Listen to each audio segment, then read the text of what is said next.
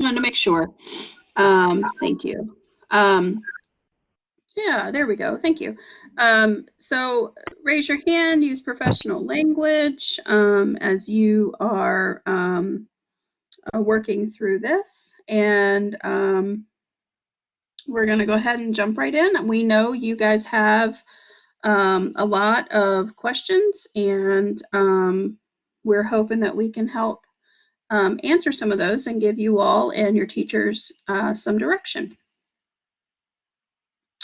You can see the agenda there. We have, excuse me, we have a lot of documents in the works that we'll be able to share with you as we move through. Some things are almost ready for prime time, some things are not. And unfortunately, it's part of it is that we are having new information developed every single day. This PowerPoint is not currently available, so if you're taking notes, you're going to have to do it the old-fashioned way. I'm sorry. But the whole session will be available afterwards. So that's what we're going to walk through as our agenda today. So this week, the plan is to get ready. And I know you've seen some version of this slide through your presentations in your buildings. And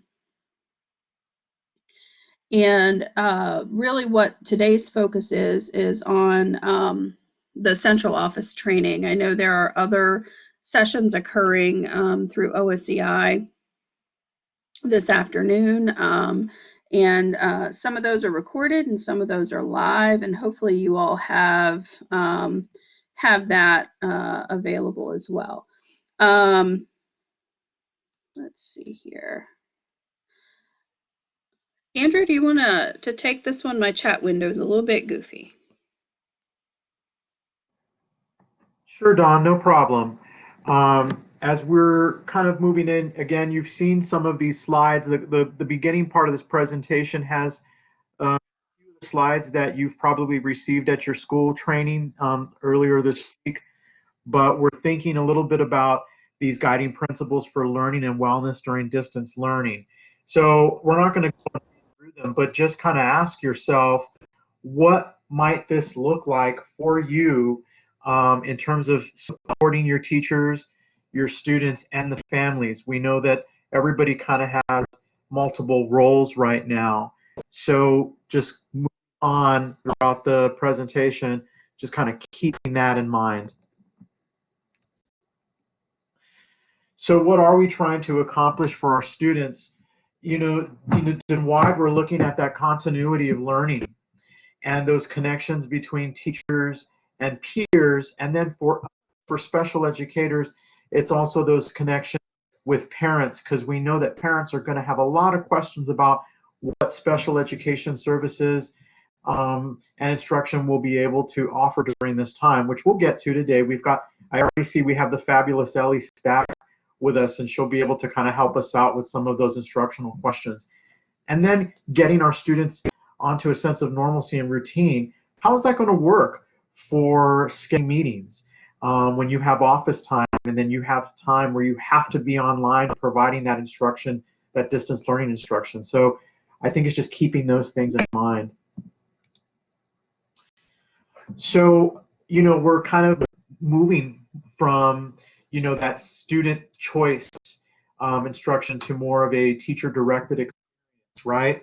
So we know that at the secondary level, a lot of our students are going to get synchronous chats using Blackboard Collaborate. Teachers are going to post the assignments to be completed asynchronously. And what we have is office hours.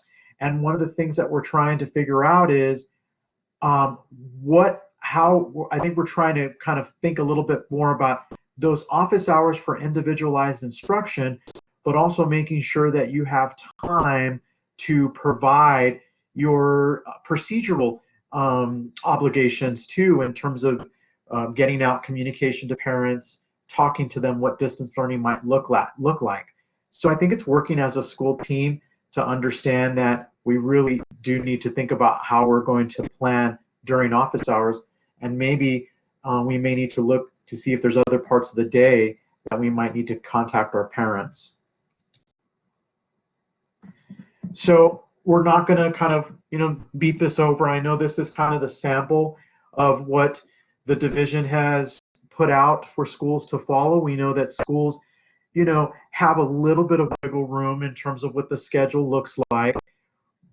But again, thinking a little bit about how might you provide some of that instruction or the supports during special education instruction and supports during the time periods. So here's where our hiccup happened this morning. And again, I do apologize. Don keeps using this analogy, and I know everybody who's heard it already is probably sick of it, but I really like it. It's we're building the plane while we're flying it. And I would also say that we're flying it and getting differentials from air traffic control. So what I would like to acknowledge, though, is that OSEI has put together a really nice page that lists all of the DSS trainings. And way at the bottom, we'll list our OSEPS trainings, office hours that we're working to get up onto our site because we know we need to provide that support to you. And then this is where we're going to host the recording of today's session. Okay, so it's going to be on this site, and we understand that there were technical difficulties this morning, and I apologize for that. So this is where Don came up. We were talking a little bit about how to move the conversation from, some of the instructional thoughts to our procedures. And, Don and I come from that Friends generation. I know some of you probably remember this scene in Friends where Ross is yelling to pivot. So we're looking at pivoting from instruction to procedures now, and as part of the discussion this afternoon. The first thing that I want to say, and Don, if you want to go ahead and jump in here, is a little bit about this triangle. We worked with the PSLs last week to give them this information, and we really felt like a visual would help. Do you want to talk a little about it? Yeah, sure. Thanks for that. So if you look at this, we know that the bottom of the triangle is where we get most of our students. We are in the process of developing a temporary learning plan, and it's a letter that would go to parents outlining what will be provided while schools are closed. As you guys know, that what we're providing is not anywhere close to what would be provided during a regular 30-hour school week. And so it explains that. It has, these are the goals we'll be working on, or the objectives we'll be working on during this time. Here are the accommodations that will be in place during this time. And here are the services that we'll be providing during this time.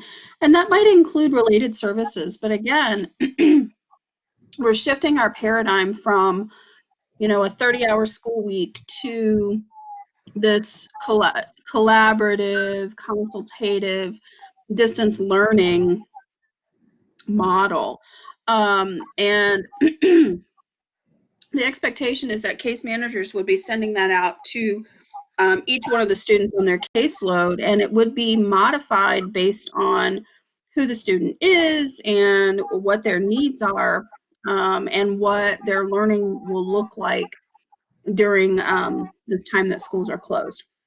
So this, because we love acronyms in special ed, this TLP is still being reviewed. And as soon as it's available, we'll be sharing it with folks. And Shannon Matheny, your question was about, will principals get the letter before it goes to parents? We're hoping to get some principal input on the letter, but things are changing so quickly, it may have to go out a little more quickly than to be able to get this back. Some students may or may not require an addendum without a meeting or a 504 plan update to address these needs. Other students will require teleconferences, and those would be initial IEPs, annual IEPs, initial or annual 504 plans. Local screening is still happening. we still have a child find obligation. So we would be doing those via teleconference. Eligibility meetings, reevaluations still need to happen, 504 qualification, and transfer documents. If you have a student transfer in, please call us at due process and eligibility, excuse me, at that 4470 number. We need to do some things on the back end to help with those transfer documents. They're not going to run quite as smoothly as we otherwise would because we don't have the ability to put comparable services to what was in place. So we can give you some specific direction. We're hopeful that with Governor Northam's stay put order, we won't have a whole lot of movement of families during this time. Now, in the top, in that red section, those are meetings to address unique situations. I know some of my friends that I see logged in on the right do have these kinds of meetings, and they are coming up. But those are ones where you're going to need to show the screen and move through each piece and have that available. Otherwise, it would be via teleconference. We're going to get into all the questions that you guys are asking on the right-hand side as we move through. I'm glad you're thinking through. I would not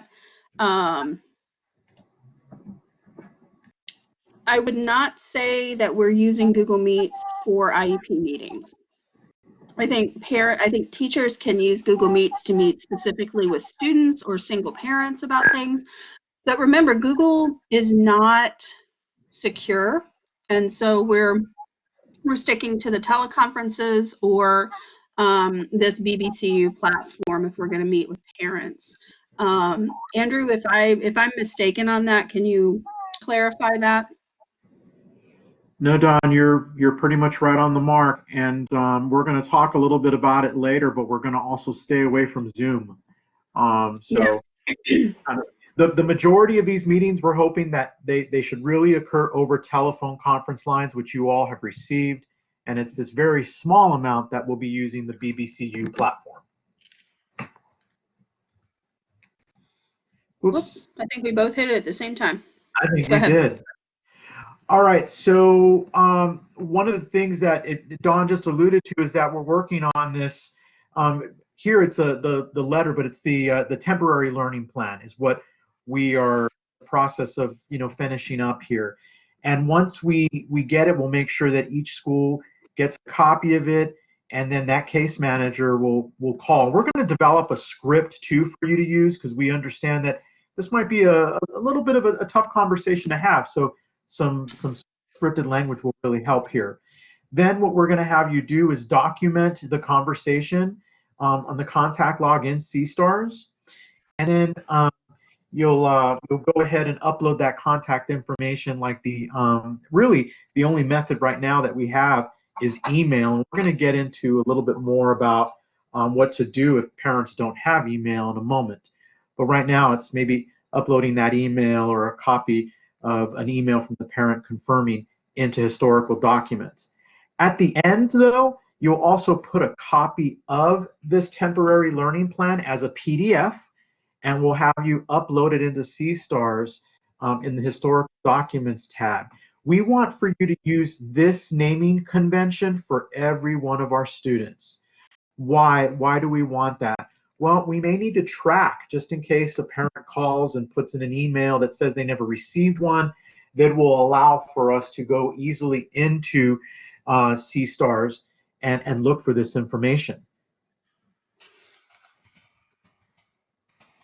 And again, we talked a little bit about the sum. Some students will have those addendums without meetings. A lot of people early this morning asked, well, when do we envision addendums without meetings occurring?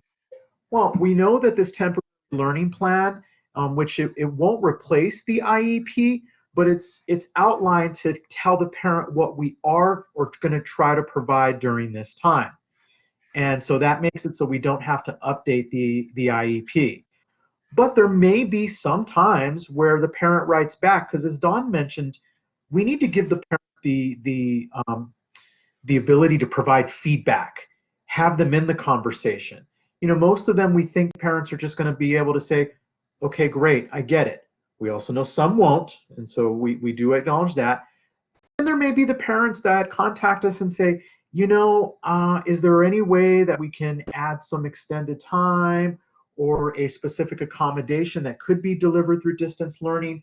And if that's the case and the school team is in consensus, we would follow our addendum without a meeting process. We do not believe that you need to use the telephone conference line that was provided to all schools to make addendums without meetings. That's really where you could use Google Meet. You can communicate over email as well. And then we get into when we do have to have meetings, IEPs, 504s, addendums without meetings. You would use the teleconference that was assigned, the teleconference line that was assigned to your school.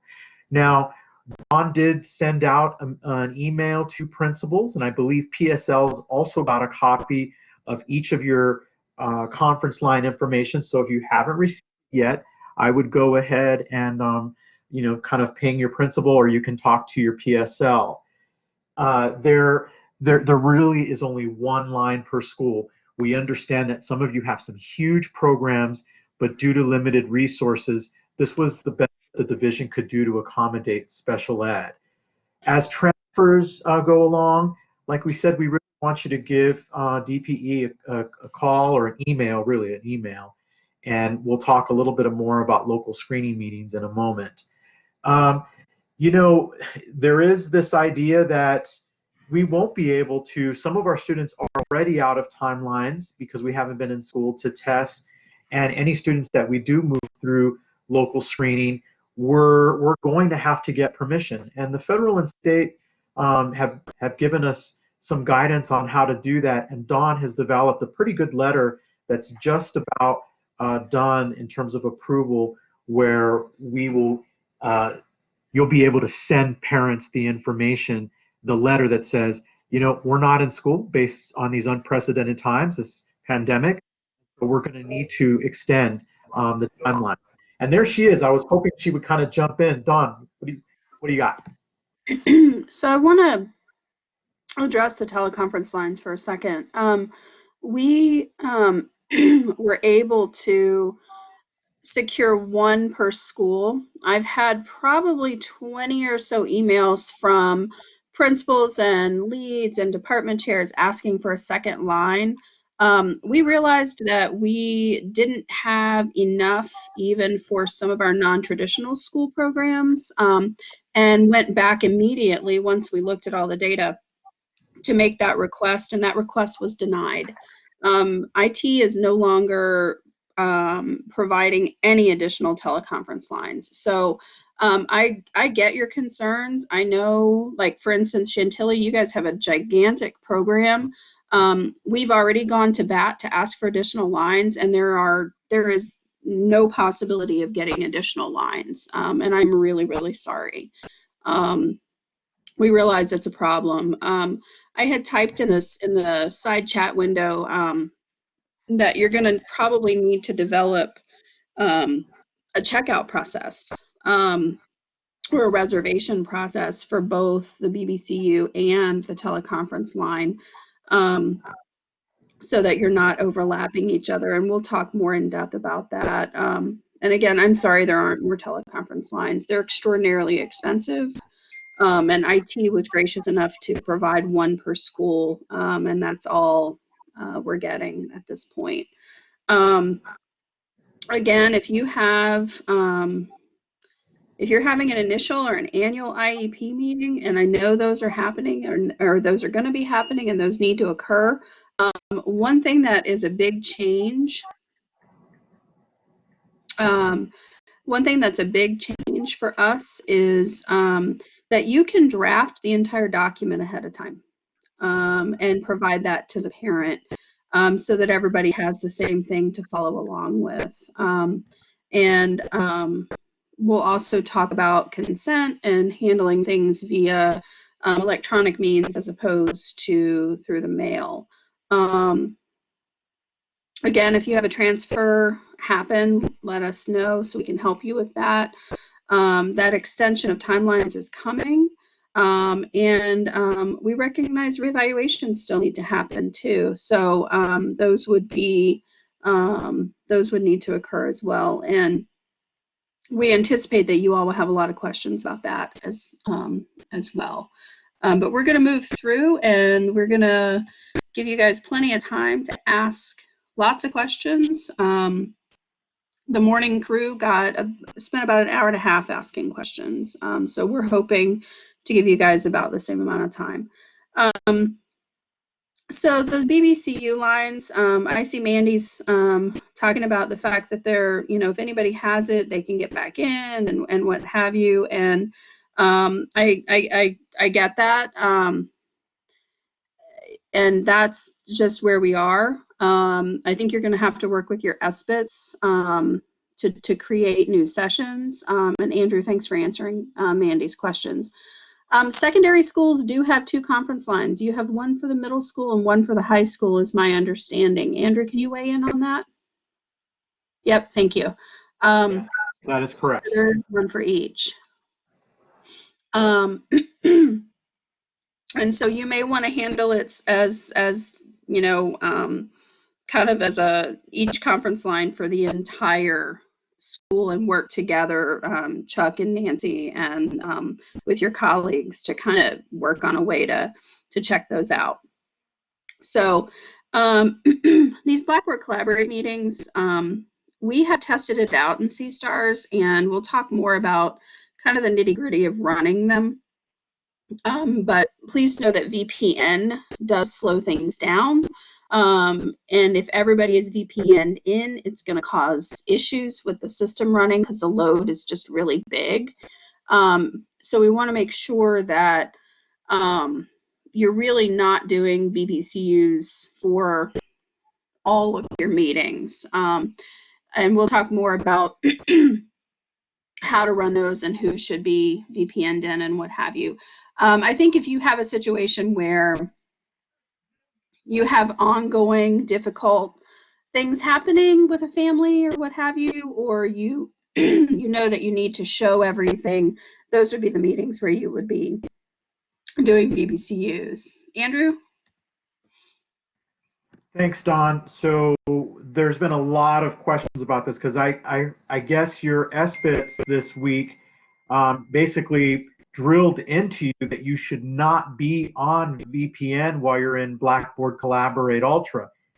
That is correct, except we do need one person who's driving C-STARS to be VPN'd in. That's right, Daryl. And so what we've done is we got special dispensation from the IT service desk to say, look, we're going to keep spreading that message that nobody else should be on VPN if they're taking part in the meeting. However, the person who's driving C-STARS will need to be VPN'd in, and the IT folks are going to be looking at VPN to make sure that there's enough space on the virtual highway, and will work with us to provide any support if we run into it. And like Don mentioned, we are really hoping that teleconferencing is going to be the way you will go. Go ahead, Don. I was answering Shakita's question, but we're going to hop on over to the next slide. So here are some procedures for hosting virtual meetings. You're going to still make contact with the parent.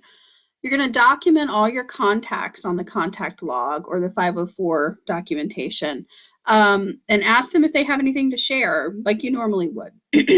Language interpreters are available, and later in this session we'll talk about how to obtain a language interpreter. You'll send a confirmation email with all the documents that they need, most importantly the notice letter for the meeting. And we have worked with documents management to put up packets of forms that are all in one PDF so parents aren't jumping around. on that public forms page, they can just hit one spot. So you would send them to the link to that so that they can follow along on those forms as well. We would still send that draft IEP home. And as I said before, you do have permission to draft the entire IEP ahead of time. That's not saying if you have a family that you know is going to be very upset that you've drafted, services and placement or whatever prior to meeting with them, you would probably have a handle on who that might be. But we do have the ability to do that, unlike when schools have been in session. You'll send out that teleconference number and that access code, or the BBCU participant link ahead of the meeting. Don't send the parent the host code or the moderator link. Just be really careful about not sharing those pieces. We recognize that your teachers are probably going to need some guidance documents on this, and so we're working through that. So when you draft the entire IEP, you would hit print preview in CStars, and it would create a PDF for you that you can then save down to your server and then attach to an email. So you're not needing to do any printing, if that makes sense. During that meeting, we think it's important to review meeting norms. We have those norms listed later in this session. If the parent wants to record the meeting, you're going to also record the meeting.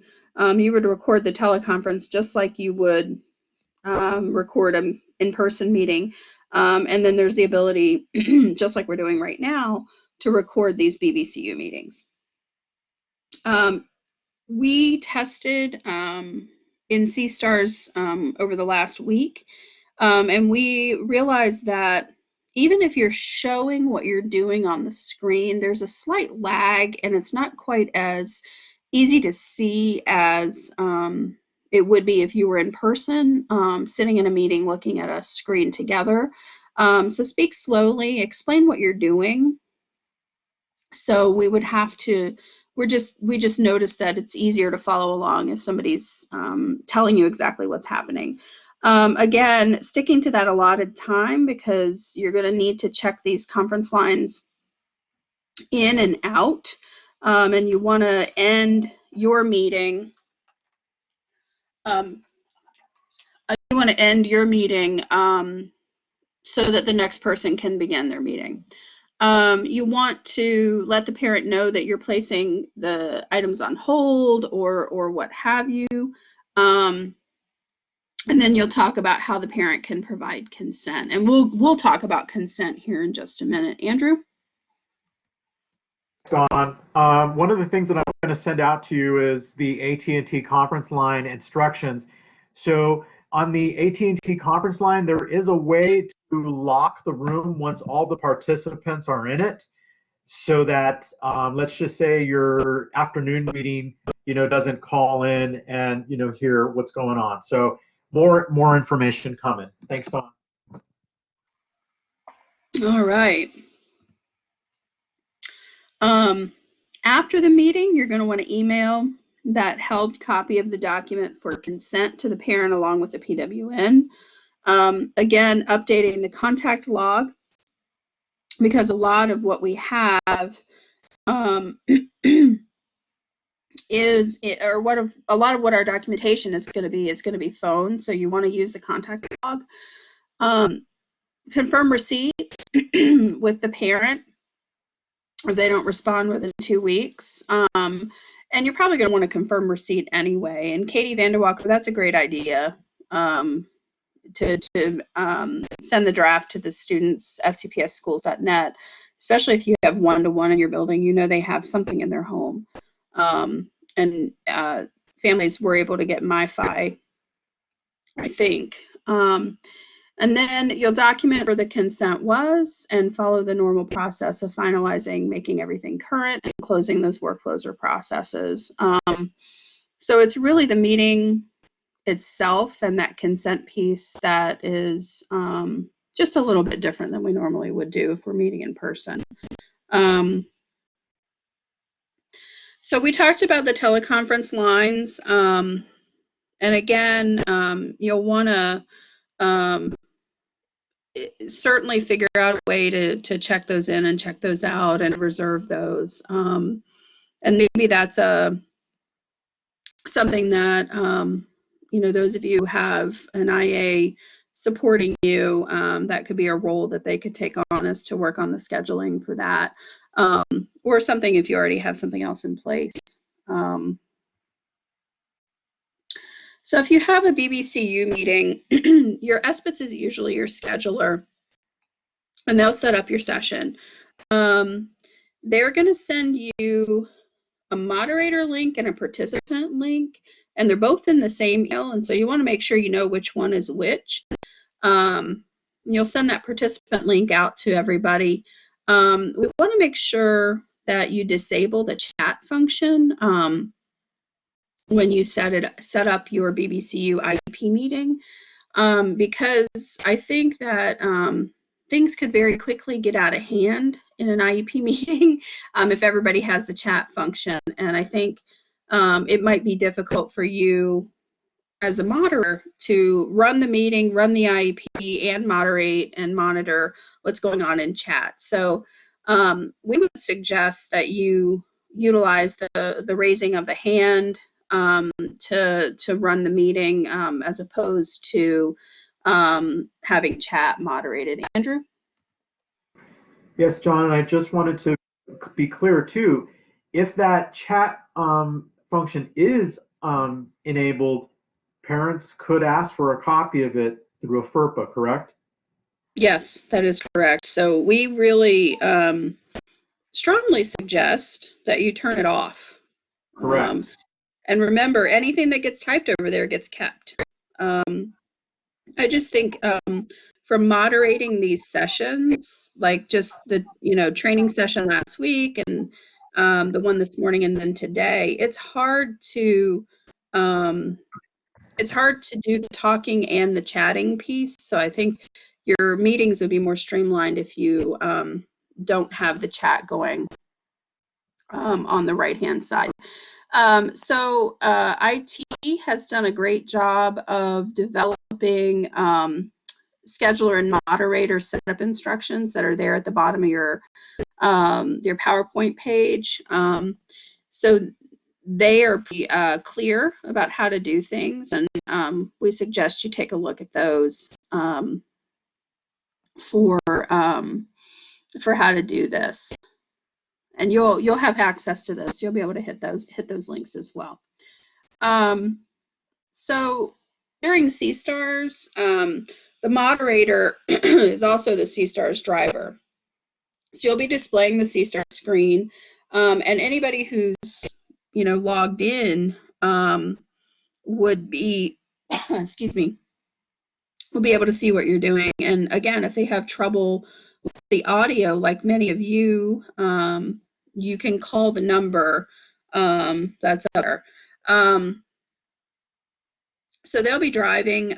You would assign somebody to probably be your plop writer, and they might also be VPN'd in, or you could choose to do that yourself. It kind of depends on what the meeting is.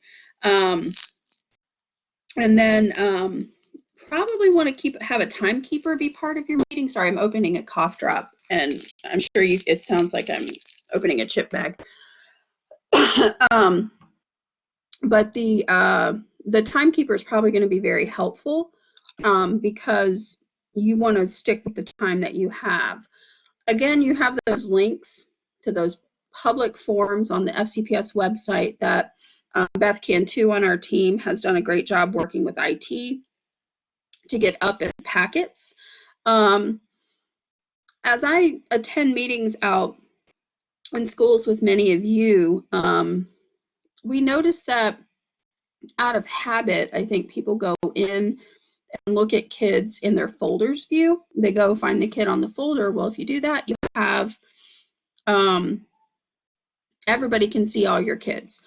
So we're really suggesting that you go in through the student view and find the student that way, as opposed to going in through your folders view and displaying everything.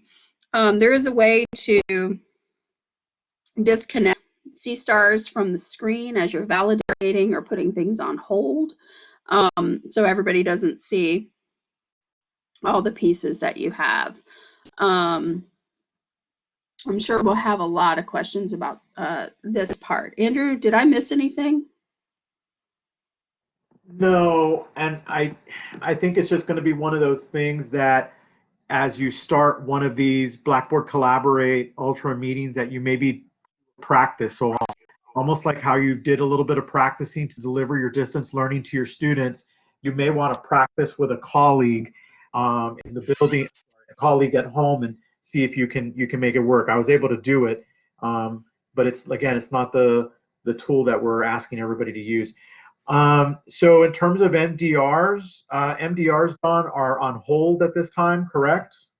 Correct. If Lauren, if you have an MDR that should have occurred prior to the break and did not occur, please email me and we'll figure out a way to do that. MDRs are conducted based on school days, and we don't have any of those right now, so there shouldn't be any need for MDRs. The hearings office at this point has suspended their meetings as well.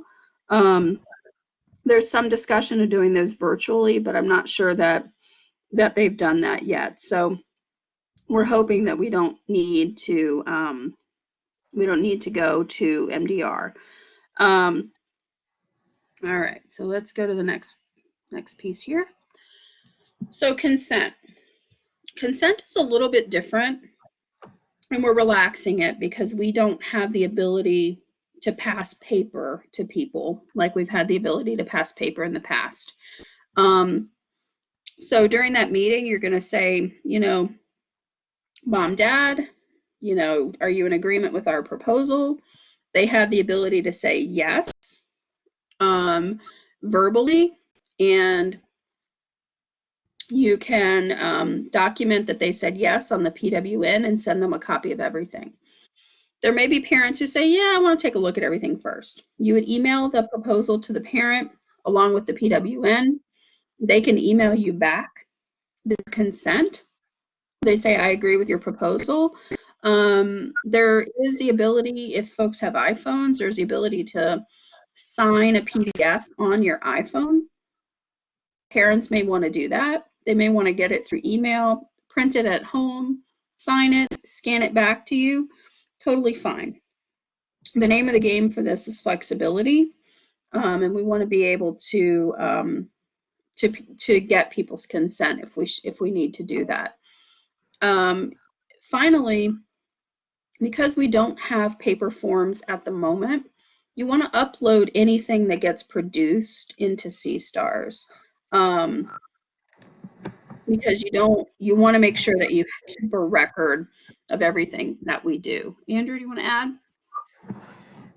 Yeah, just I was going to say a lot of people are asked this morning, well, do we, by chance, if, are we going to have to track, any of the processes that we might need to send home to students once we get back to school that have been completed on paper?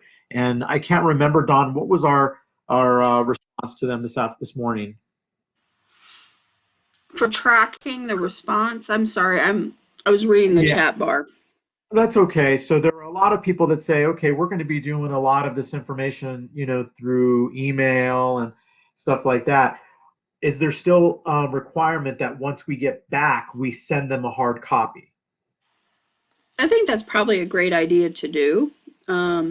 But honestly, at the moment, that's a little far down the list, Okay. Yeah. In terms of a script, we'll have to think about that, Carrie. I think really we're kind of hoping that, parents understand that this is just uncharted territory. So, but we will try to see if we can come up with a script for that too. Yeah. All right. Yeah, we're going to get the progress recording in a bit, Mandy. So we had talked about, whoa, I think we both hit it at the same time, Andrew. Yeah. Why don't you hit it and I'll talk? Okay. All right. So these are some norms that we worked with folks, some of your PSLs, to develop. Beginning and ending on time, honoring the agenda, presuming positive intentions, one speaker at a time, speaking slowly and clearly, reducing distractions. You want to silence phones and do your best about background noises. My kids happen to be running around right outside the door of the room I'm in, so I apologize if you hear them. Respecting everyone's opinions and then allowing folks to be heard. Those are some of those norms. I do want to say a word about timelines. At this point, and it may change because things are changing daily during this uncertain time for everyone. VDOE and U.S. Department of Ed have said that timelines are still in place and that we are still expected to meet our special education timelines. But we do have the ability to extend the 65 business day timeline for eligibility, and there is a letter that will be getting to you guys that you can use for that purpose. And it basically says, you know, we're not able to meet the timeline, and we will re-engage once we're back to in-person schooling. And so it covers that. Kim, local screening, we still have a child find obligation, so we will need you guys to go to local screening as soon as possible for those requests that have come in. You'll make the decision that you would normally make. You kind of have two options there. You could say, you know, at this time, we don't suspect a disability, so we're not requesting testing. And if you should like to re-refer once we're back to in-person school, you can. The other option is that you could say, yep, we suspect a disability. Here's what testing we want to do, and then provide that extension letter to them. And in that letter, you'd say, you know, we'll do testing once school, you know, everything resumes. And then that kid would go into the queue for testing once we're able to resume in-person things. I think it's going to be up to you as a local screening team to make a determination about which way you want to go on that. I think it's really, I think the cleaner way is to go ahead and take care of your timeline, or not take care of your child find proposal, which is, you know, we believe this and we're considering this, and then ask for the extension. But there might be some in which you say, yeah, you know, come back in the fall when we're in person again. Speaking of, you know, timelines and obligations, summer clinic. I think there will be summer clinic. It kind of depends on when we have the go-ahead for resuming our normal activities. At this point, we're, you know, schools are closed through June 12th. The governor has issued the stay put order through June 10th. We're revisiting summer clinic. We know that anything that gets pushed could be pushed into summer clinic, or it could be pushed into the fall. And so right now we're working to develop a plan for if summer clinic ends up occurring this summer. we may need to drastically expand summer clinic for the summer in order to handle what has not occurred during the closure, but that still remains to be seen. You guys are asking a lot of great questions. So we're going to get into some of that, and we have colleagues from OSEI who are also on the line, and during the Q&A time, we give you an opportunity to float your questions. So language services, they are still available, and we're so glad they're still available. On your screen, you'll see if you need an interpreter, you'll contact that email that you would normally contact, or you can email Katie Hahn directly. She's their specialist. The case manager will still need to lead the conversation, and the interpreter can only be interpreting what's said. They can't add to or edit any part of the conversation. So, and that's no different, but I think it just becomes a little more complicated when we're on the phone or through this channel. All right. IT has developed a virtual meeting infographic guide that you can access. You can still email the call center. You can still call the IT service desk for assistance. You'll use BBCU. You can use Google Meet for individual meetings. If you have VoIP in your building, the voice over IP, you should forward your desk phone to a number that you can be reached at. And you can still use *67 to mask your personal cell phone number if you need to. We recognize that not everybody has an FCPS issued phone number. I don't know if you've seen the news, but Zoom has had some interesting hackers come on into meetings. And so FCPS has never approved Zoom for use. And I'm reading that other school divisions who have approved Zoom for use are taking away that approval because of all the things that hackers are doing to Zoom sessions. So while Zoom is kind of a cool tool, please don't use it. It's just not a secure location. We have some department chair and lead teacher expectations and case manager expectations and FAQs that are all in the works. All of that information is coming soon. There's a 504 case manager's action plan that's also coming soon. Just please know that we in central office have been working our tails off for the last couple of weeks to try to figure out a direction and figure out what we're doing based on the information that we have and the information that we're getting, and things are changing daily.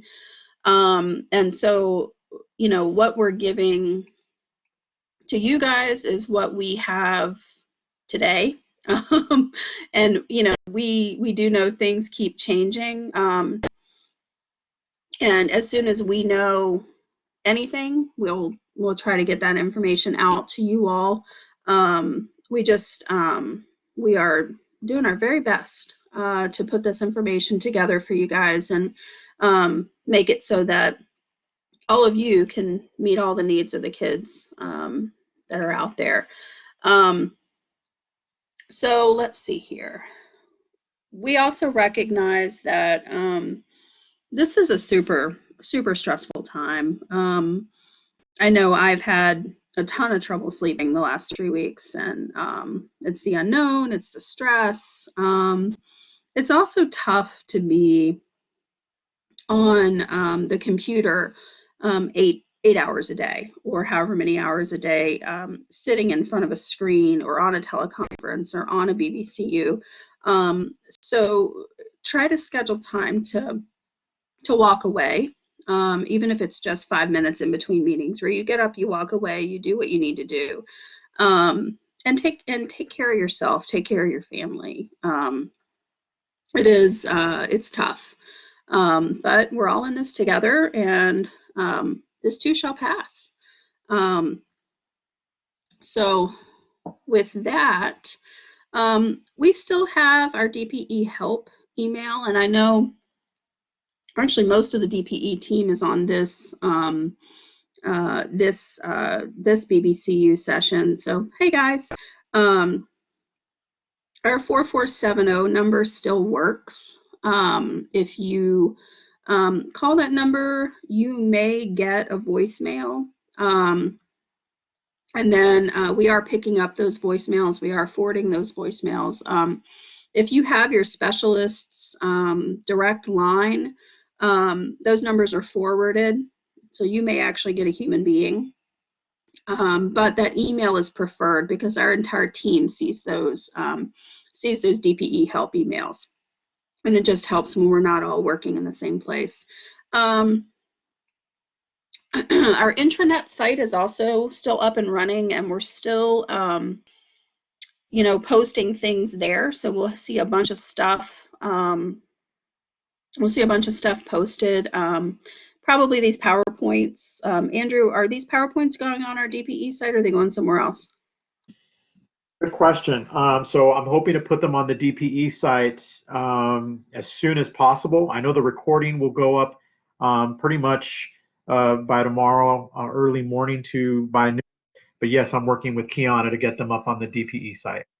Okay, thank you. The Section 504 site is still there as well. And I know Kathy is putting some information there. The CSTAR support team, like the rest of us, they are also working remotely.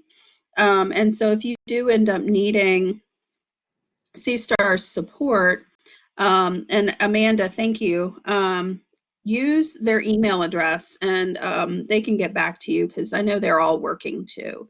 All right, here's the time you've all been waiting for. If you want to talk or you want to ask a verbal question, go ahead and raise your hand and we'll moderate for the next hour or so. And we'll also work on trying to answer some of the questions that you've typed in the chat window too, because the whole session will be recorded. And Bree, you're up. Hi, thanks for taking my question. I have some seniors who we opened reeval and proposed testing. What should we do with those students since we can't necessarily extend the timeline since they won't be coming back to school since they're graduating? Thank you. Thank you for asking that. I know we have there's a kind of a touchy situation that's like that, that's in one of our buildings. We're still exploring what to do with those situations. If you have one of those, would you mind emailing me that student's name and ID number? And this is everybody. If you have a situation just like that where you've proposed testing for a kid who is graduating, we want to know what that impact is to help us make a decision about how to handle those. So email those to me and we'll figure that piece out. Thanks for that question. Kim? Hi, I kind of have a unique situation. So in my household, I work at my high school, my husband works at my high school, and my son is also a student at my high school. And so in the space in our house, I'm really worried about the confidentiality when I'm holding these meetings, and I'm wondering is there any way, because my principal didn't really know, is there any way that I could get access to a building or Willa or something? Because I really am concerned just about how many people in my house have to be online at the same time and what kind of overlap there is. Unfortunately, nobody has access. Right now, I'm sitting in the study at my house and my entire family is here. Kind of similar situation to everybody else. There has been some discussion about potentially allowing certain people to go into the buildings, but I don't think that has come to fruition or that anybody has put that out yet. So I would suggest being as separate as you can. In the morning session, towards the end of it, my 8-year-old was doing his daily Taekwondo lesson online while we were finishing up our meeting, and I just grabbed a pair of headphones and used those and used the chat bar as much as I could, so that you guys didn't hear the good time that was going on in my living room. But I would suggest separating as much as you can. All right. Sorry, I don't have a better answer, Kim. So Dawn, if you don't mind, can I say something before you go on? Go ahead. So one of the things that you'll need to be cognizant about, I have that similar situation. So this morning, my network shut down because I was on delivering this training. My wife was on a Blackboard Collaborate, who's an FCPS DSS, and my 2 kids on Blackboard Collaborate receiving distance learning. So I think it's just going to be one of those things that we're really going to have to work collaboratively with. And yes, I wish we were allowed back in the schools, but at this time, the governor's order is not letting us do that. All right. So Freeman, you're up. Hi there. Okay.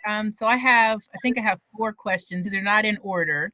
The first question is there any suggested use for paraprofessionals going forward? I heard you say something about having them help with the meetings, but in terms of instructions and things, also any specific guidance or ideas? That's being worked on today. And I'm going to pitch that to Ellie. I don't know, Ellie, if you have any additional information on that. Thank you, Dawn. Hey, everybody. You're right, Dawn. We are working on finalizing that training today and resources. The general guidance is yes, we can be using our paraprofessionals, and we know that it's going to look different in almost every situation. Some paraprofessionals have access to technology at home, some do not, since we did not provide a FCPS laptop to most of them.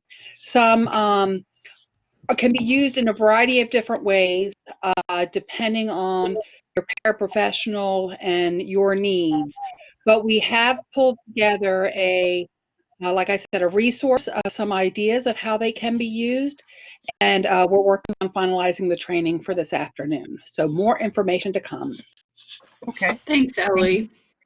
My next question sorry, is, go ahead. what has been shared with related service providers, and then also say social workers, psychologists, regarding their availability for participating in meetings? Like, do they have office hours or time guidance that we need to work around for our SPED meetings also? I think that's a great question. I'm not privy to what related service provider leadership has shared with them. Ellie, are you privy to that? I apologize. I was typing in the response chat window and I did not hear the question. No problem. I was asking what has been shared with our social workers, our psychologists, and the related service providers around their availability for these meetings. Do they have office hours or time guidance that we need to work around? So I'm not sure. So I see that Stephanie has mentioned social workers are aware. I do know that our related service providers who also returned back to work this week, they're getting messages from their leadership, and they realize that this might be a part of their of what we're doing moving forward. So as Shira said in the chat window, Shira, I didn't know you were on. Hey there. That yes, go ahead and reach out to your related service providers. Okay. Teachers are required to have these office hours, and we know that I'm an admin. So we're talking about how much time is there that can be absorbed for talking to parents and then doing one-to-one support with students. So now as we look at also having them participate in IEP meetings, like I know in our normal school process, IEP meetings were easily 60 to 90 minutes per student. So what's being communicated to teachers about additional time requirements for IEP meetings, and or what flexibility might the county consider regarding in these meetings, we need to just focus on critical points, or if there are things that are being changed so we can really manage the time for the IEP meeting and then also the time we're using that phone line. So that's part of why we're allowing entire IEPs to be drafted at this point, in order to help streamline those conversations. I do think that, teachers are going to probably use some of those office hours for IEP meetings. And that we'll have to remain flexible on that as well. It's going to be a lot, and we recognize that. Yeah. You had a fourth question? I saw some guidance from, I think it was from OSEP and OCR, saying that we need to consider and specifically discuss compensatory services for students. And then I see someone else has a question about when we're talking about kids who have ESY, just when we have students who we know they have some critical needs and some supports, time that, that they need, at what point should we start having those discussions or documenting that? Like, suppose the child's IEP is coming up now. Okay. So I'm going to go back to the triangle here. Whoops. Well, we can pivot at the same time. So we're still meeting our timelines for all of these initial and annual IEP meetings. Those are still going to need to occur. For kids who are not in any kind of a process, sorry, that blue is the same blue as at the bottom of the triangle. We're still doing that letter that outlines what's happening for kids just during the closure. That TLP is going to say, here's what we're working on. Here's the kind of hours you're getting. And again, we're not doing the same level of services that we would have otherwise done, because we just don't have that kind of access to students. For the ESY discussion, I think that all of our services, our regular services are starting when school starts. That's the plan. Ellie, did you want to weigh in on ESY at all? ESY is a hard one, similar to the recommendation or what you mentioned about summer clinic. At this point, we don't know exactly what ESY is going to look like. So if a conversation has to happen now, I would say the best information that we have available is that it is going to look like what we were planning for it to look like, with the understanding that as of now, we know schools are closed until June 10th, and we are not sure if that's going to be extended, and we don't know when we will find out. Right. So best case scenario, I would plan with the knowledge we have, knowing that it might not occur. So I want to visit for a second the IEPs, because I see a bunch of questions coming in, and it's sort of tangential to your ESY question. So for if you need to do an initial or an annual IEP, for an initial IEP, services will begin in August. On the plot page of that IEP, you're going to put in what is going to happen in the meantime. We are working on getting you guys some language that you can use on that plot page to kind of outline it. For annual IEPs, again, you're going to put services starting in the fall. Like, say you met today for a kid's annual IEP. On the plot page, you're putting what happens the rest of this year, and then services will begin in August. I think it doesn't make a lot of sense for you to fill in services for the rest of the school year and then say, oh, but we're not providing that. We're going to go over to the plot page. We're going to tell you what we are going to do. It makes sense to say, okay, for this year, here's what we're doing on the plot page. for the fall, here's what we're proposing going forward. So your testing and all of those pieces, you're going to propose as though it's going to be all for next year. Carrie, we're going to we're working with HR and staffing. Their data, if they were to try to use it right now, would be a mess. And so we're going to work with them to look back to prior to the break and then look forward to what's been done for initials and annuals for starting in the fall. We recognize that staffing is going to be a little bit difficult. Okay. Did that answer all 4 of your questions? Yes, it sure did. Thank you so much. Okay, you're welcome. Carson, you're up. Hey, thanks. So given that timelines are to be adhered to, would your suggestion be we get back, if we start rolling meetings that week of the 14th, we get back, that we should prioritize things that are still in compliance and then make up those March meetings, as opposed to looking at things that were already missed? Because what's the difference between one day and a number of days out of compliance? So I think you're going to probably need to split your focus a little bit and prioritize kind of in a dual way. I have some data from our data management folks regarding stuff that should have been done in March all the way up through the 3rd week in April that I'm going to send out to PSLs to share with you all so that you can focus your work. I think it certainly is touching base with folks, those parents, and letting them know, hey, we know we should have had a meeting. Let's get that scheduled, as well as working through scheduling the stuff that is due. Does that make sense?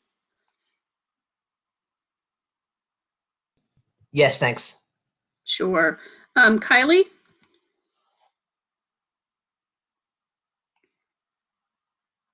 Yeah, sorry about that. I couldn't get my microphone on. Thank you. I saw someone else had this question too about SPLABCs. Just wondering if there has been a waiver for seniors who are graduating with a standard diploma, or are we proceeding, if they haven't yet passed that test yet, or, we were hoping for May opportunities. What's our procedure for that? That's a great question. I see Janelle, you've got your hand up, and Ellie, hopefully you're still here. Do you all have any information on that? So for the students who have already taken the SOLs, you can move forward with the process like you would if we were in school. The state is, we're still waiting for the final guidance from the state regarding, officially the SOLs being canceled. The last I heard is, I think they were, but we need that official. And then what we're going to be able to do for the SPLABC-As. They referenced LAVCs in one of their FAQs, but I haven't seen that it's been fully developed for the rest of this year now if the testing is officially canceled. Thank you, Ellie. All right. Did that answer all of your questions, Kylie?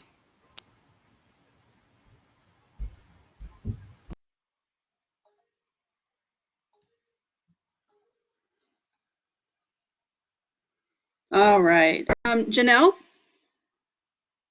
Yeah, thank you. Hello, everybody. This is Janelle with Career and Transition Services, and I saw there was a question about the transition plans and how ETRs are going to be involved in those. And right now, the ETRs are contacting all the students and families on their caseload.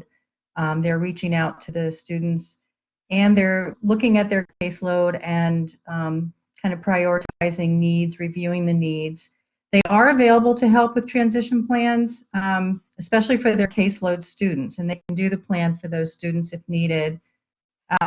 Reaching out to them individually is probably the best thing to do right now. For other students in the building who have transition plans that need to be completed for upcoming IEPs, they can provide some input and help. Right now, there are 3 schools that have substitute ETRs, so they don't just be aware of that. They don't really know the students as well and the caseload, so they're kind of going to be doing the best they can. But those are Oakton, Fairfax, and Edison. They will use different means to contact students and parents, and just depending on the needs of the student. So they may do one-to-one interaction through Google Meet or through the telephone or through email. They're just going to do their best to get input for the transition plans, input from the parents, and so on. So I would suggest just reaching out to them, definitely, as you would other related service people in your building. Thank you, Janelle. Sure, I did have a question too about, I'm getting a lot of, my ETRs are getting a lot of questions from families about referrals that for 18 to 22 programs that were in process or that are coming up at IEP meetings. So students who are looking at Davis, Pulley, or STEP for next year, and how and when those referrals will go forward and how to do that. So I don't expect an answer right now, but I just know that's something that we need to be providing some answers to for parents. And yeah, I think Janelle, that question may go hand in hand with the concept of change of placement right now in general. We in between and during this meeting, actually, there's been some email traffic about, allowing for changes of placement right now. Our schools are all closed, and believe it or not, private day schools are all closed as well. And so there really isn't an opportunity for change of placement at the moment. I think we're still working on trying to figure out what kind of process we want to use for that. And it may be that Davis, Pulley, and STEP falls right into that into that thinking too. So thanks for adding that, Janelle.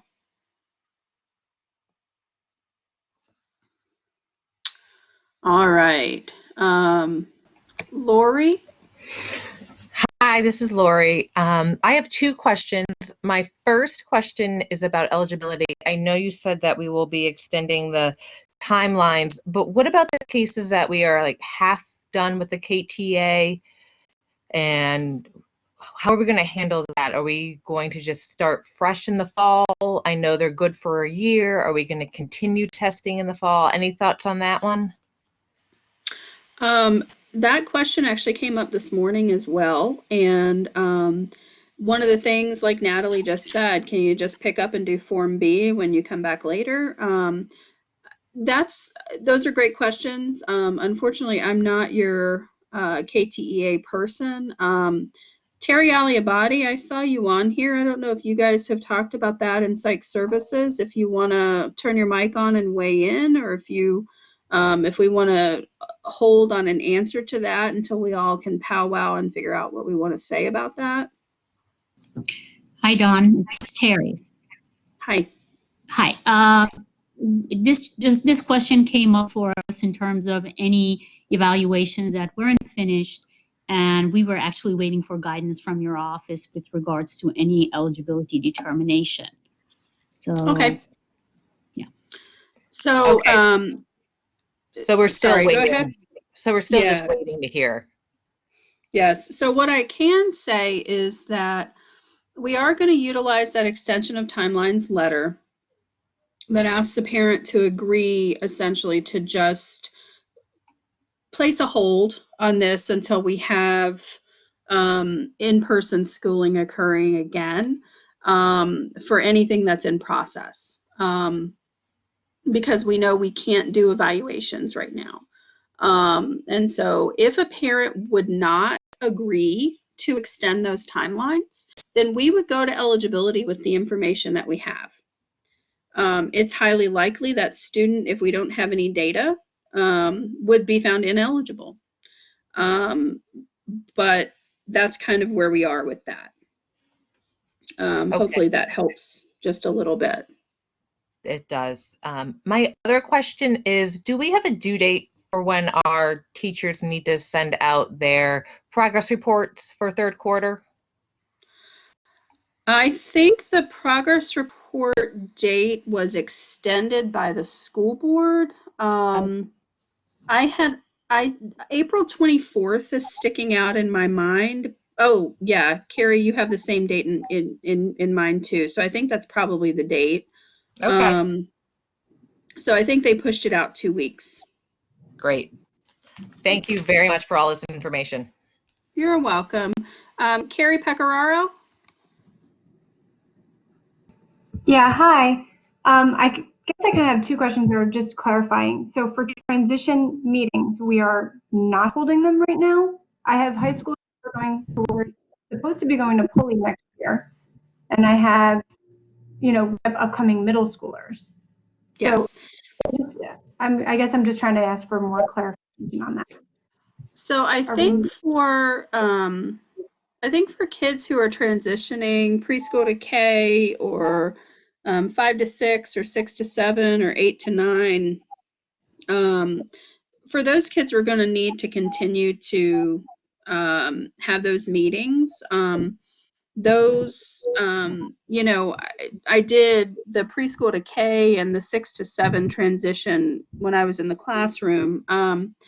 And, we have those kids that it's a super easy, kind of straightforward transition for, and then we have those kids that it's not, and you really need a lot of planning and conversation. For those kids, for the second kind of kid, I would suggest you might end up needing to do a BBCU meeting for those kids. The point, though, is that we have to have something in place for the fall. And then, some of those kids, when we make that contact with the parent, they may say, just send it home to me. That's also a possibility.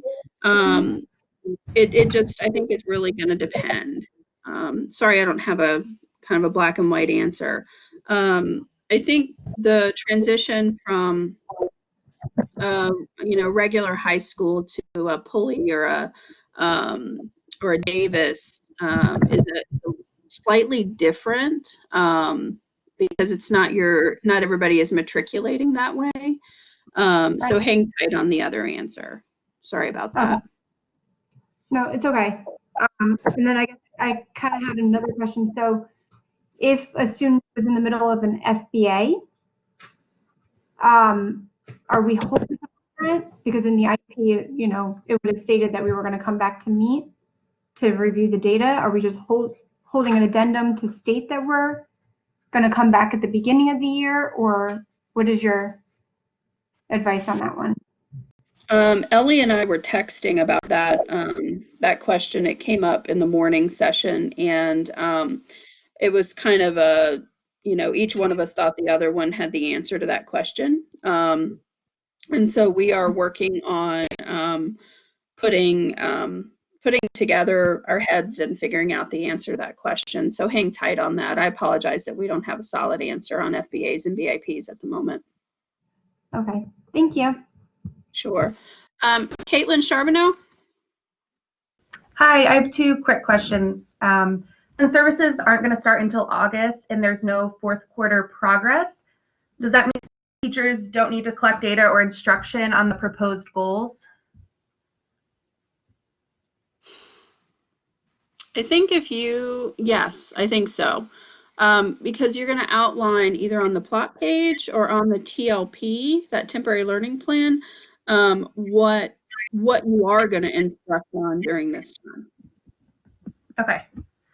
And then we have to hold IP meetings through September 30th and eligibility through November. Is that still a requirement? That's a good question. I think like Summer Clinic and like ESY and all those other sort of usual operating benchmarks that we have, those two dates that have been required forever and ever are probably, they're up in the air right now. I usually do the the eligibility dates and, through September 30th or what have you. And then, the last date for referrals to local screening letter. And then Debbie Lorenzo, my colleague, does the end of year memo, if you will. We've put both of those on hold at the moment because, things are happening so quickly. That's part of why we think that if we go back to normal operations in the summer, we'll have a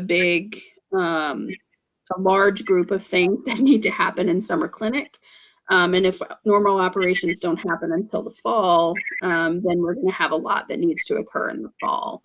I'm sorry I don't have a more solid answer on that piece. That's okay, thank you. Latifa. Hi, thank you so much for this time to answer questions. My first question was around progress reports. The due date being April 24th, and you may have answered this. Are there particular language that we might be using as I think about not having a full quarter to be able to collect data for progress reports?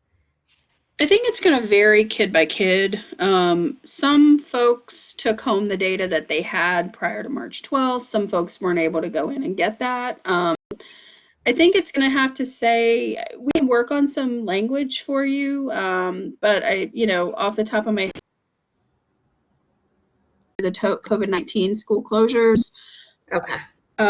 Data was not collected for the entire quarter. Data collected prior to March 12th shows that, blah, blah, blah, if you will. I think if, folks aren't able to get back into buildings to get their data, they're going to have to say that too. And thank you. I have one other question. This is around turnaround training to our case managers for all of this. We're going to be on spring break next week. So is the expectation that we're giving this information out between tomorrow and Friday? I think that's probably what's going to mostly happen for you all. While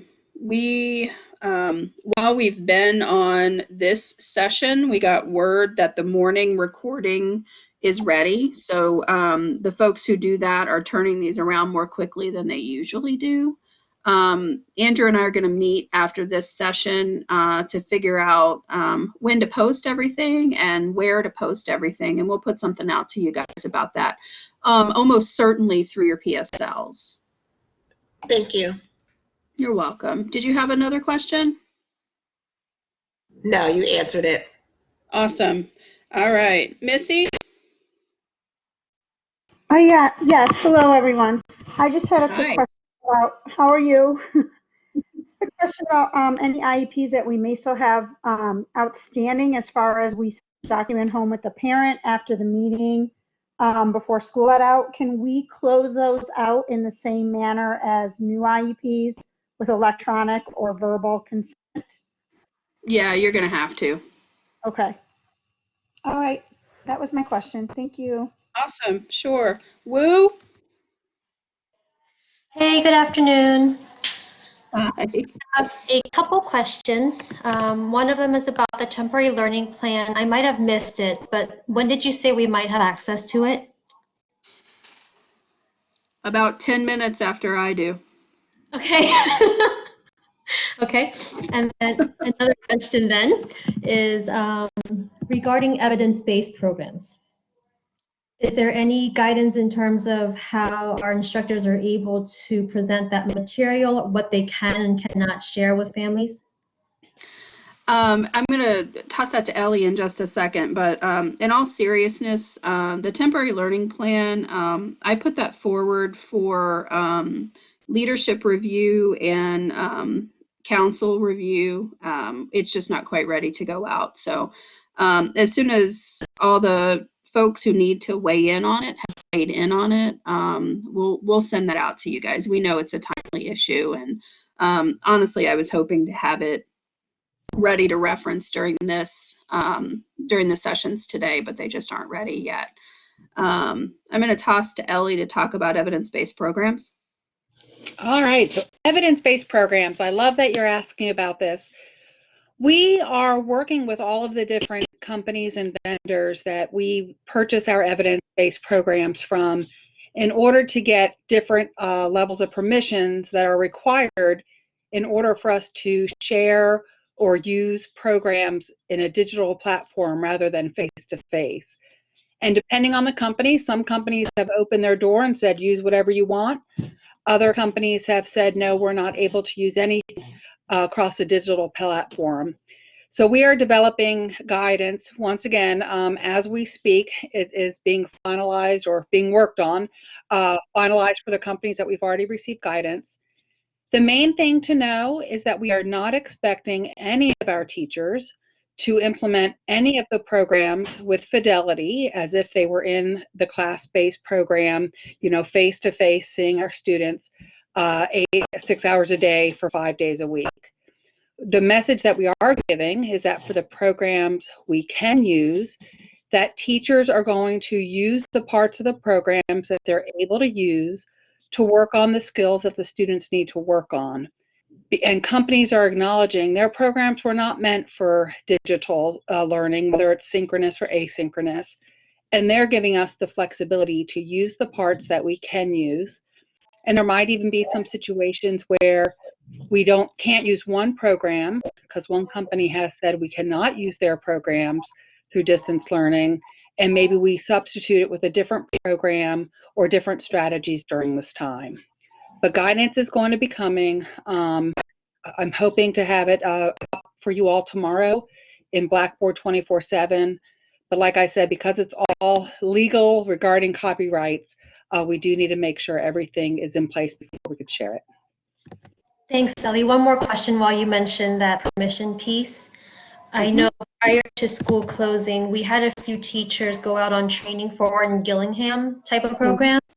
Is that under similar guidance right now too? I love that you're asking this. Oh my gosh, you're making my day. After the past few weeks we've had, it's great to have these type of questions. So Orton Gillingham, we are still working with the company that we work with to get guidance on that. For those of you who have teachers who are in the middle of training, we have been told that we could actually continue the training virtually. But what we haven't been able to talk about at all is could we actually ask teachers or could we actually provide it in this day and age? And that question I'm not going to have until after spring break about whether or not we can continue that training. But yeah, so Orton Gillingham, that is something that we are looking at what our abilities are with that as well. Thank you, Ellie. Unlike this morning, there's not a huge backlog of folks raising their hand to ask questions. Right now, nobody's got a hand up. Oh, there you are. I see 3 of you. Okay, Heather Hendershot, you're up. Hey there, just a quick question about kids in reeval who we had initiated. If we have proposed testing, I know we talked about extending the timelines, but for those kids who it's not necessarily a question whether or not they're going to continue to be eligible, some of our Cat B kids, is it possible to close it out without the testing and then come back and do the testing later just to close the process, or do you want us to extend those timelines for everyone? I think for kids in that particular situation, you could probably come back within the appropriate timeline and close out that eligibility and find them re-eligible. I do know we have folks working on some flowcharts and some sort of decision points. And so that might be something that we can consider for sure. Is, you know, kids that we already asked for testing for, asking to extend the timelines. I think it's really going to be dependent on the conversation that you have with that parent about the extension of that timeline. You know, if they say, no, I don't want to extend the timeline for the reeval, then you would go back without the testing and go straight to eligibility. Does that kind of make sense? Yeah, I'm just thinking we had a bunch of 8th graders who we had proposed testing on, and so they wouldn't be with us anyways next year. Right. So I'm thinking it might it might be better to close them out and then they could go to high school and do what they needed to do there, as opposed to kind of letting it trickle over. Yeah, maybe.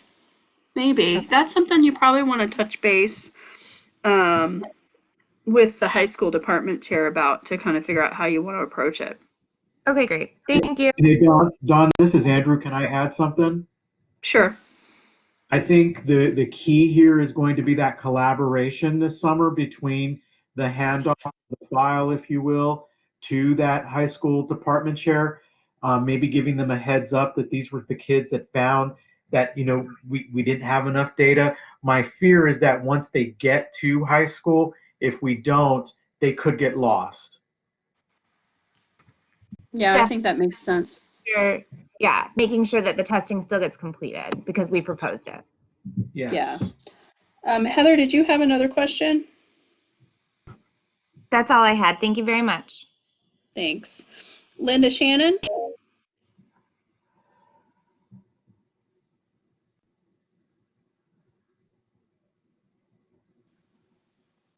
Linda, Linda, are you there? No. I'm trying. Oh, I can hear you. Not sure. Go ahead, we can hear Okay, you. thank you so much. Okay, so you guys have acknowledged this earlier, so I'm just looking for a little bit of guidance.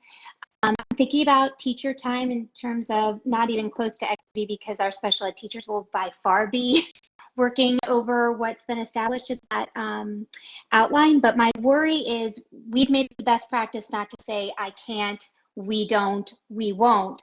But what guidance do I give special ed teachers when they're getting demands from parents, either for individualized instruction or support that far exceeds their office hours? So it's not as if they could say, well, I have an office hour session on Thursday.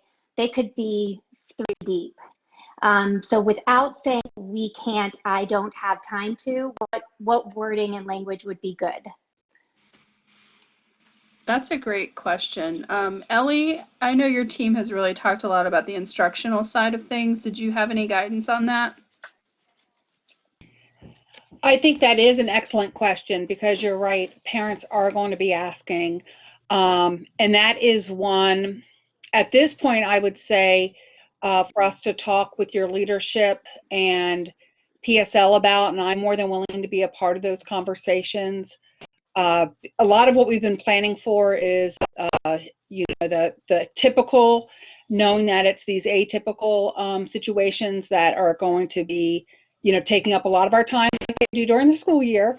But I do think we're going to have to, that would be one for us to talk together about ways to word that, because this is so different than the regular school year where we're trying to not say that.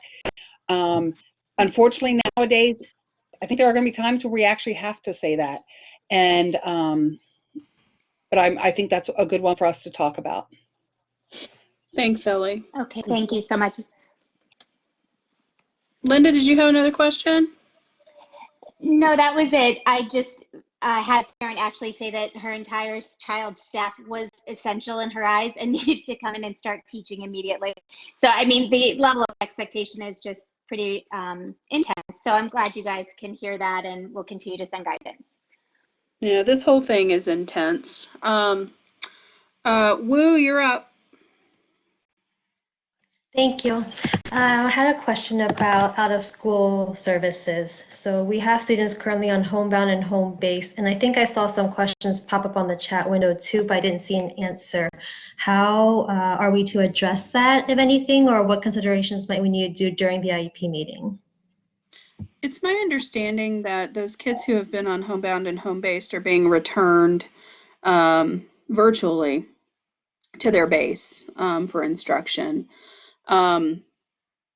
If somebody else has more recent or better guidance on that, either Ellie or Andrew, I would appreciate that. That is the guidance that I have, Don. Awesome. Thank you. Thank you. I just saw Tammy send out something about Kurt Mills sending a message to us. I actually did not get that message. Tammy, would you mind forwarding that to me? Or you can put it in the chat window, or put some of the language in the chat window. Tammy, that might be helpful for everybody. Thank you.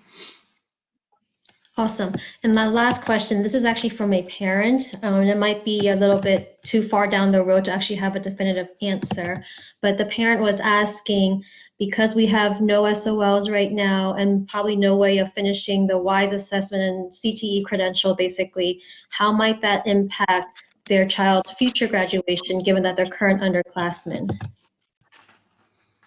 That's a great question. Ellie, do you have any, do you want to weigh in on that? Unfortunately, I don't have the answer to that either at this time, but that's something we can put on our list and to look into. And I know it's hard to hear that there are so many things that we still don't have answers to. Unfortunately, that's the reality, and I know you all are experiencing it as well, but all we can do is add it to our list and see what we can find out. Thanks, Ellie. Sorry, Woo, we don't have great answers. Angie Myers? Hi, yeah, totally hear you guys about not knowing for sure when all of these different aspects of guidance are going to be coming out.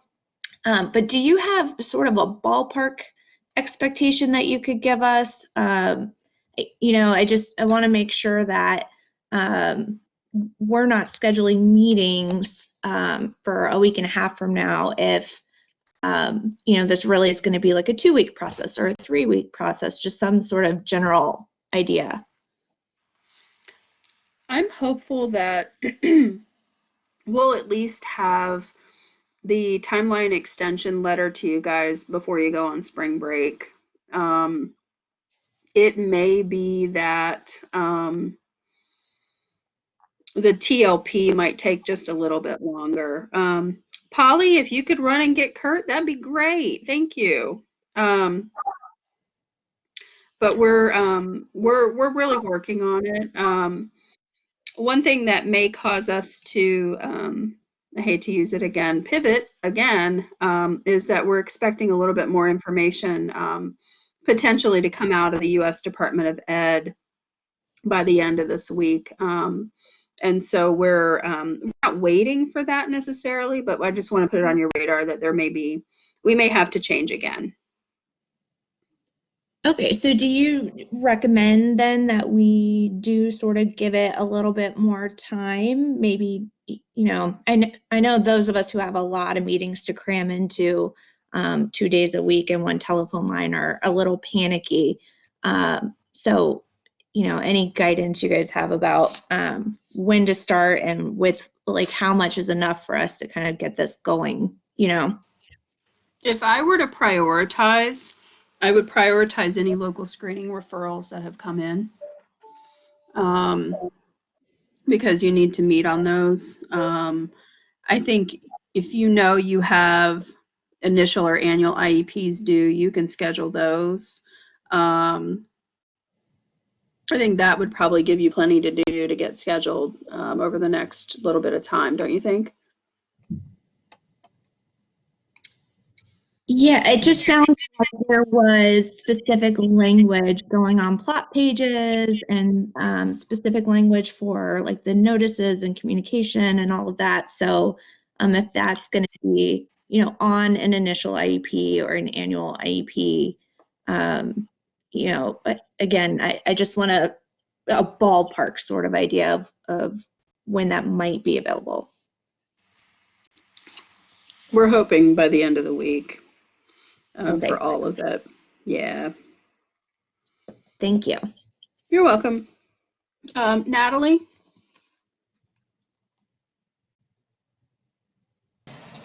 All right, I think I have my mic on. You do. Hi, everyone. Okay, good. In terms of our seniors who are looking at graduation 2020, so just a couple months away, we have, you know, several that maybe were not doing so well when schools closed. And the diploma type that they currently have on their IEP, whether or not they can meet those requirements is debatable at this moment in time. I guess my question is, they don't have any opportunity to improve, I believe, at this point in time. So where they were on March 13th, would that determine their final diploma option? Ellie, do you want to address that?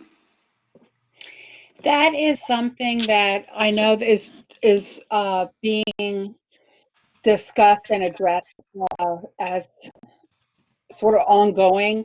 Now that the SOLs are officially canceled, that is something they're looking at, is not only for the students who were on online to graduate this year with the with the standard advanced studies, but also the students who really knew they were going to be working hard to get to that standard this year. Sort of what are the options at this point? So that is another one, is for the list. Information will be coming. Okay. Thank you, Ellie. Kurt was kind enough to join us, and Kurt, if you want to unmute your mic and weigh in on how we're handling home-based and homebound students, that would be really helpful.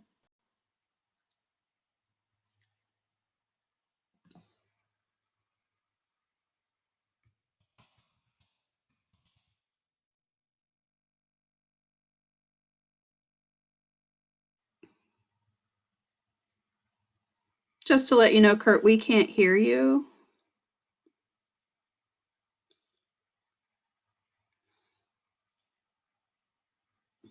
Feel free to type it into the chat window as opposed to doing it over the mic, and you can let us know how you want to handle that. It looks like Kurt has left for a second. We'll let him weigh in just a few minutes, and when he gets back on, we'll have him jump right in. Natalie, did you have any other questions? Sorry to cut you off.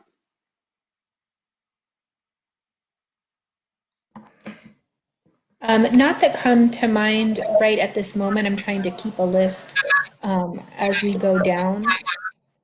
Okay, sounds good. This is Janelle. Can I just say one more thing about the students who maybe weren't quite on track where they should be for senior year to graduate? Some of the information that we've gotten in IS about the students who were that there is some extension of time to turn in work from the third quarter so that they can complete work that was missing, and that the fourth quarter, with the no mark kind of system that's going to be used, would really allow those students, as long as they're participating in this distance learning and showing up for it, that there's a good chance, a good increased chance for them to meet the requirements for that standard diploma, especially with the end of the class SOLs being waived.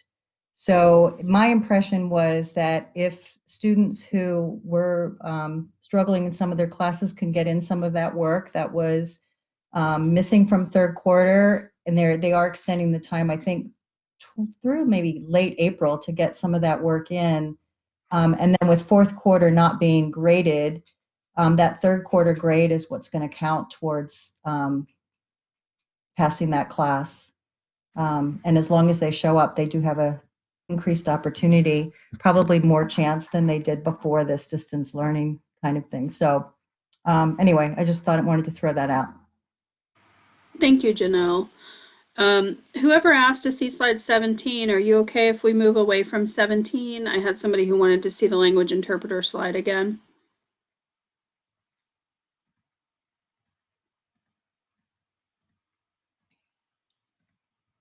There we go. All right, Beth B., you're up. Hi, looking forward to IEPs that come up later in the year, annual IEPs. If all of our IEP data and all of our assessment data are not accessible to us as we're writing that IEP, do you have any recommendations on how we go about drafting appropriate goals without data? I think you're going to draft what you can, with the caveat that it'll be revisited in the fall via an addendum. Great, thank you. You're welcome. Other questions? Hey, Dawn, I'm here. Sorry, I hit the microphone and then the whole thing crashed. So I called in. Thank you. All right. All Sure. right, you want to address homebound and home-based, Kurt? We've had a lot of questions about that. Sure, I'm sure.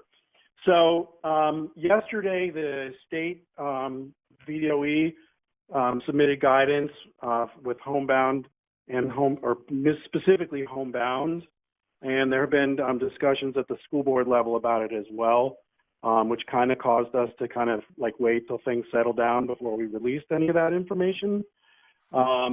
But basically what the plan right now is that for all the students that received homebound and home-based, we are directing them to the distance learning plan at their schools.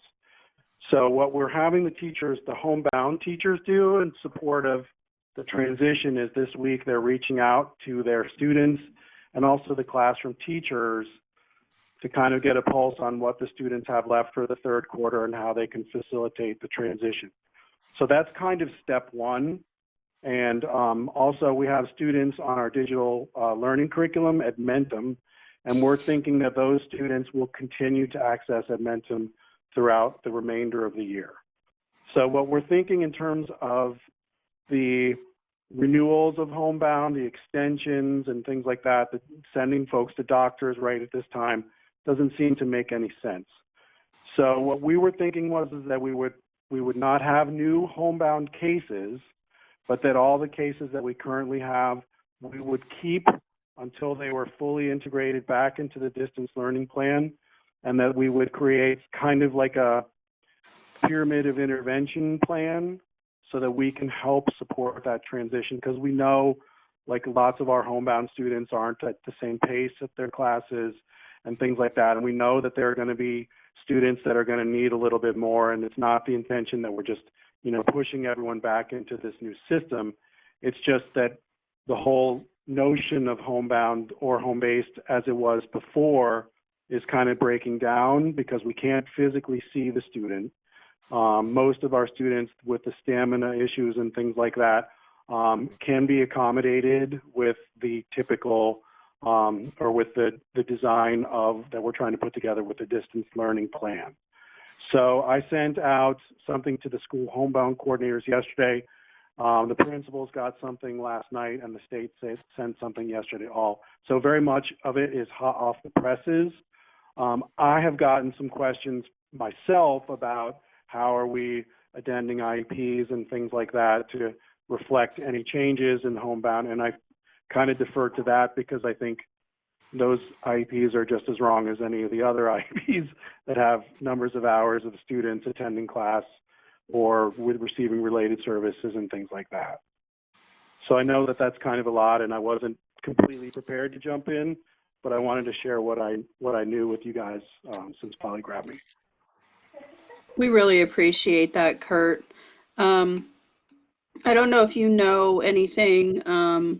I think Kim Schott had said, what about kids at TSRC? I don't know if you're privy to that information, and if not, I can follow up with Kate or Jen Knox. Yeah, TSRC, I would hesitate. I mean, I know enough to be dangerous about that stuff, but I would probably defer you to talk to Jen Knox or Kate. Okay, thanks a lot, Kurt. We really appreciate you joining us on the fly. Sure. Sorry about the technical problems. Thanks. Glad you could call in. Okay. Thanks. All right. Next up is Shelby Hill. Hi. Can you hear me? Yes. Okay. So my question was about if we have some teacher referrals that came in through local screening, would it be that we haven't started the process at all for? Would it be better if we just didn't start that process at all and just waited until the fall to start them? No. No? Yeah, Okay. you need to go to local screening. Okay. And then just if we're going to proceed with testing, do that extension thing? That's what I would recommend. I think you handle that referral and the information that you have the way that you would handle it if you were in person. In that, you know, the main question you're asking is, Do we suspect that this student has a disability? And if so, what evaluative information do we need in order to make a decision? Okay. And you ask for that testing, and then you would do the extension letter, letting the parents know that, you know, this is going to be taken care of once we're able to do in-person evaluations again, and we'll move to eligibility following that. Okay. My other question was, do we need to do anything for IEPs that have already happened, like because there's changes now, or can we just leave them as is? I would leave those IEPs as is and follow those up with a temporary learning plan. Okay, and then just do the whole reach out to the parent about the temporary learning plan and upload that letter like you had said? That's what my suggestion would be, yes. Okay. Thanks for clarifying that. Yeah. And then just again to clarify the process for those annual IEPs, just so I have it right, in that we are starting those hours in August and documenting on the plop what the quote unquote services will look like until for this closure part, correct? Yep, you got it. Okay. And then there's still no like hard and fast or like there's still no like you have to meet with each one of your kids for X amount of time. Like we're doing it whatever we feel is we can and whatever we feel is going to do the best we can to meet their needs. Or is there Yeah, like we are not giving hard and fast rules about the amount of time you're meeting with kids. No. Okay. I think it's going to have to be an individualized decision. Okay. Our thought is that TLP, which we're going to send out to you all probably via your PSLs, and we'll also be posting that. Right now, I think it'll probably be on the DPE intranet site. That location might change, but we'll be sure to send that link out. We're thinking that for the most part, case managers really should do that, but if the practice in your building is that department chairs do that, I'm not upset about that. I'm just thinking you guys have a lot to monitor and a lot of balls in the air, and case managers can handle that piece. Did you have another question, Shelby?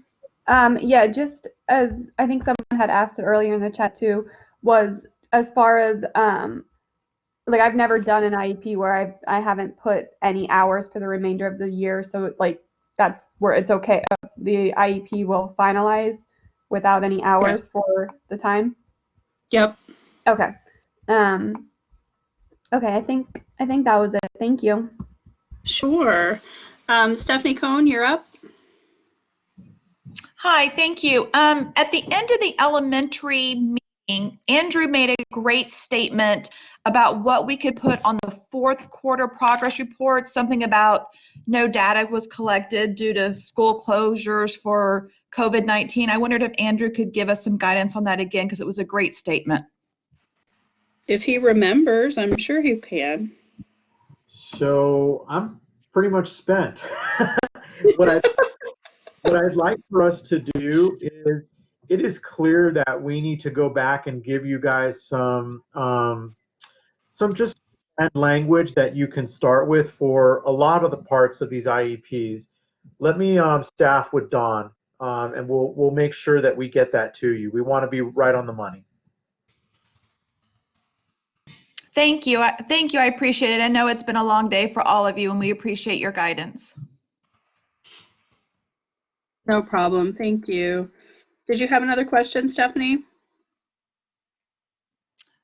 No, thank you. I appreciate it, though. Okay. Amina? Hi, I'll be really quick. I know we're close to the end. I just wanted to say thank you for the information and all your hard work. So I have two questions. One of them, the temporary learning plan, is that being communicated by is that being sent to parents only by letters, or is there any other way that that's being communicated? Our anticipation is you're going to fill in the Word document template that we're providing to you, saving that as a PDF and emailing that to families. Okay, I was just thinking about considerations for families who don't speak English or don't read in their first language, how we might get that communication out, or if there would be any follow-up efforts, for outreach with those families. So I don't know if there's an answer to that, but it was just a question I had. I think you're probably going to need to employ the same kind of outreach that you would normally employ. Whether you're on the phone with somebody who speaks their language or you have an interpreter helping you out, to make that call. Because remember, the parent, I won't say that. I think you can utilize your interpreters if you need to. We are looking at having the text of that TLP translated into our top languages, but that our translation services office is overwhelmed right now with stuff, so that might not happen quickly. Yeah, I'm sure they are. I just wanted to raise it here on this platform. And then the other question I had was related to related services. It's my understanding that we're holding off until we receive further guidance with providing those services, but would you at this point be able to offer any guidance related to making changes to IEPs or completing an addendum to an IEP to remove services if they can't be provided in a virtual setting? For example, if a student is needing to work on social skills, or there's a behavioral concern that just really doesn't lend itself to the virtual setting, or for students who are too young to really engage with a provider remotely, or should we just kind of stand by on that? It might be that students in those kinds of situations would end up with some consultative services through that TLP. Okay. I wouldn't recommend opening addendums to remove services and whatnot. I would recommend working with those related service providers once they have an answer and direction to figure out what services for that kid might look like. And it actually might be consultation with the parent. Thank you. That's very helpful. You're welcome. Did you have other questions? I did not. Okay. Thank you. Barb Zempel, you're up. Here I am. Thank you, Dawn and Andrew and your staff. This has been very clarifying. It's been real good. My question is technical. Will there be any difficulty with C-STARS if the dates of the services begin in August, but then ESY begins afterwards? No, because ESY is documented on a different page. Okay, great. Great, thanks. Thank you. Sorry about that. Yeah. Did you have other questions, Barb? No, not now. Thank you. Awesome. Carrie? Yeah, hi. And I don't know if we really talked about this, specifically looking at instruction for our students. What do you envision specialized instruction looks like for our students virtually versus like our gen ed students beyond accommodations? That's a really great question. I think parents are going to ask that question. Yeah, and Ellie, do you want to sort of address that? I think mostly that's going to be addressed through the trainings that were occurring and being recorded this afternoon. But Ellie, did you want to briefly hit on that? Nope, you are totally right, Dawn. And this is a question that we are expecting people to have. And so this is actually what our trainings, the required trainings, are focused on. Today was the adapted curriculum elementary training, and tomorrow morning is the adapted curriculum secondary training. And those will both be recorded and posted if somebody can't attend. And then the general curriculum for your teachers who are working with students who are accessing the general curriculum, that training is actually recorded, and the list is available the link is available on the website that has this training information for your teachers to look. And if they still have questions, which, we know some teachers have already taken the ball and they're running with this, and others still might have questions. We do have office hours this week that we'd love to talk about this and brainstorm together. Or, of course, as needed, our team is there to support you, and you could just contact your normal resource person.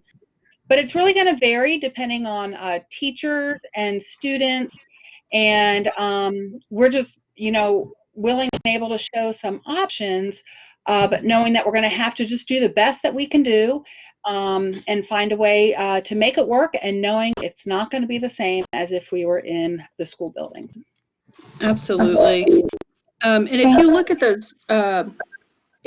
those, office hours that are on that OSEI intranet page, I'll be doing office hours as well tomorrow and Friday, and then on April 13th. I'm still working out what those times might be. Right now it's looking at 2 to 3 p.m. on each one of those days. But we'll get that information posted for you guys and probably send it out via PSLs as well. We know you're probably going to have just as many questions for the rest of this weekend and then on that work day too.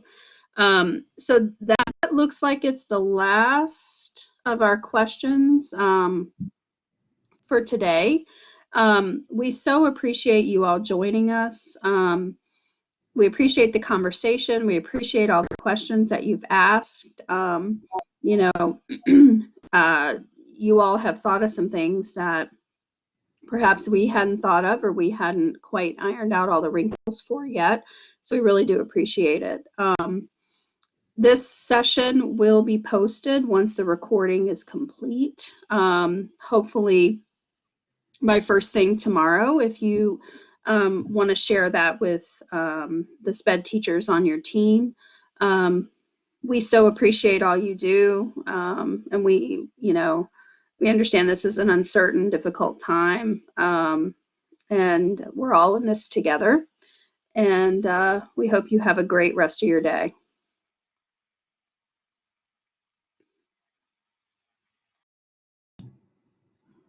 Okay, thank you, everyone. Take care. This concludes the session.